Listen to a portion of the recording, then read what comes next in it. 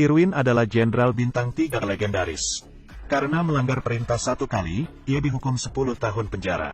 Ia dikurung di penjara militer, yang dulu merupakan bekas istana. Semua napi di sini merupakan bekas tentara perang.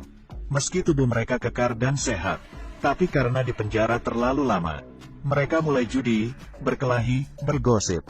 Seperti gelandangan tak berpendidikan, kehormatan sebagai tentara yang tersisa sudah habis terkikis.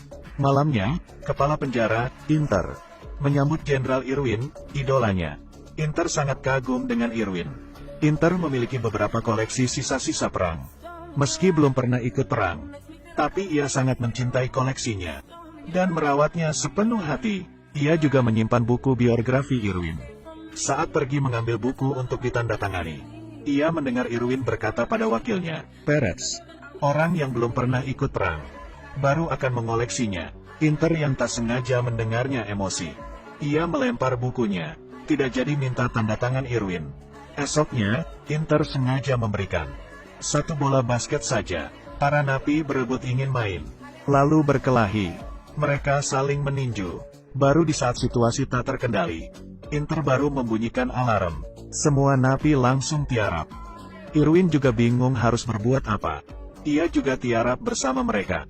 Lalu, sipir di menara menembak 2 napi tadi dengan peluru karet. Ia lalu diseret ke sel isolasi.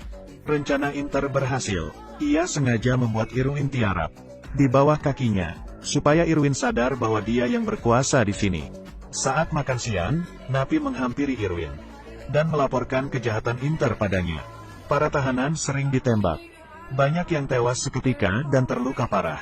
Mereka berharap Irwin dapat melaporkannya dan minta kepala penjara baru. Irwin mengatakan, ia tak mau ikut campur. Ia hanya ingin pensiun dengan tenang 10 tahun lagi. Ia tak mau memikirkan hal ini. Tapi, masalah menghampiri Irwin. Hari ini, Aguilar yang gagap memberinya hormat. Inter kebetulan melihat mereka. Inter iri karena ia tidak pernah dihormati. Ia merasa kedudukannya lebih rendah dari Irwin. Inter menghukum Aguilar dengan menyuruhnya hormat semalaman. Meski kehujanan dan kedinginan, ia bertahan. Akhirnya alarm pagi berbunyi. Saat Aguilar pergi, ia dipanggil sipir. Hukuman belum selesai. Irwin tak tahan melihatnya. Ia menyuruh Aguilar berhenti hormat. Tapi, sipir melarangnya. Irwin menahan sipir yang mau memukul Aguilar. Tindakan Irwin dilihat napi yang lain. Sipir memukul Irwin dengan tongkat dan membuatnya tiarap. Inter lalu datang dan berkata, karena Irwin telah menyentuh sipir, maka ia dihukum memindahkan bebatuan. Di tengah cuaca terik dari ujung ke ujung, Inter menggunakan cara ini untuk mempermalukan Irwin. Tapi, ia tidak mengira Irwin berhasil memindahkan semua batu. Para napi bersorak kegirangan. Inter masih belum puas. Bila alarm belum bunyi, Irwin belum boleh berhenti. Meski teman-temannya merasa itu tak adil, tapi juga tidak bisa apa-apa. Mulai saat itu, para napi sangat menghormati Irwin. Hari ini mereka ke lapangan, dan Irwin memerintahkan mereka merubuhkan dinding. Ia menyuruh Aguilar untuk membangunnya dengan benar kali ini. Bakat Aguilar diturunkan dari ayahnya. Napi yang dulu memusuhi Aguilar menyuruhnya mengukir nama di batu. Inter merasa terancam karena napi makin kompak. Ia memanggil bulldozer untuk menghancurkan tembok itu. Tapi, Aguilar menghalanginya. Aguilar tak bergeming. Alarm pun dibunyikan. Semua orang tiarap. Mereka berteriak supaya Aguilar tiarap. Semua orang tahu ia akan ditembak. Tapi, ia ingin mengembalikan kehormatannya. Sipir diperintah untuk menembak.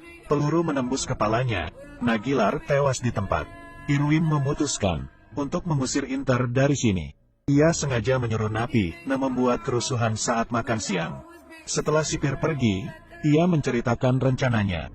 Yates pura-pura berkhianat dan menceritakan rencana Irwin ke Inter. Temannya memancing Peretz keluar, sementara Yates masuk ke ruangan Inter. Yates mencuri bendera sementara sipir sibuk. Esoknya, Inter menemui Yates lagi.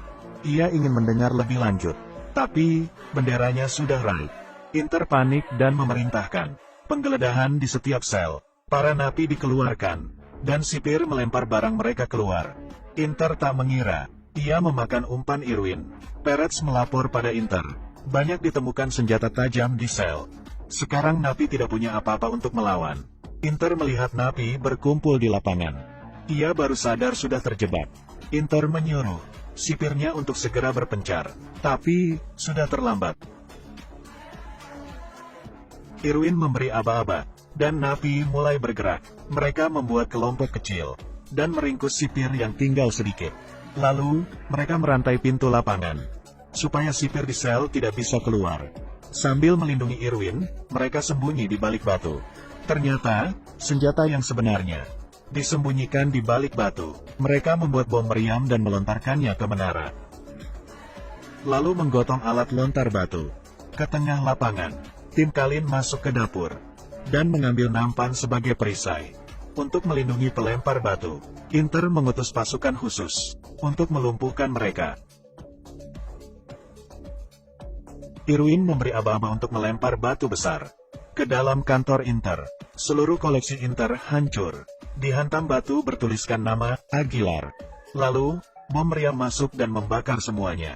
Pasukan khusus menyalakan meriam air. Para napi kewalahan, boro-boro melawan. Bahkan dinding batunya juga rubuh.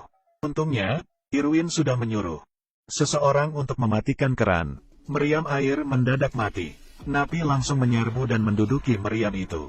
Inter mendapat telepon atasannya, yang bertanya tentang situasi di sana. Ternyata, Irwin sudah menelpon atasannya dulu, dan memberitahunya tentang kekacauan di sana. Demi mempertahankan posisinya, Inter memanggil bantuan, yaitu helikopter dan penembak jitu. Irwin tahu Inter akan melakukan ini. Ia menyumpalkan kait di meriam air, lalu membuka kembali keran air. Tekanan air yang tinggi menerbangkan kait, dan tersangkut di kaki helikopter. Yates yang dulunya pilot memanjat ke atas. Ia melumpuhkan pilot dan awak di sana. Yates membajak helikopter itu, dan mengendalikannya. Petugas khusus telah mengganti pelurunya dengan yang asli. Yates yang mengetahui hal itu, langsung terbang berputar, dan menabrak menara hingga hancur. Irwin lari menyelamatkan Yates. Untung saja, ia berhasil selamat dari ledakan. Mereka lalu mengambil bendera, dan mengumpulkan napi. Pengibaran bendera dimulai. Inter menyusul ke sana, dan membawa pistol dengan peluru asli. Ia menyuruh pasukannya mengepung. Inter menyuruh semua orang tiarap, tapi tidak ada yang mempedulikannya. Irwin yang takut teman-temannya terluka, menyuruh mereka untuk tiarap saja. Ia sendiri pergi mengibarkan bendera. Inter sangat marah. Ia menyuruh bawahannya menembak, tapi tidak ada yang mengangkat senjata. Saat Irwin mengibarkan bendera, Inter menembaknya beberapa kali. Peluru menembus organ vital Irwin. Irwin mengerahkan sisa tenaganya, sampai bendera berkibar. Tapi, benderanya tidak terbalik. Karena mereka merdeka sekarang.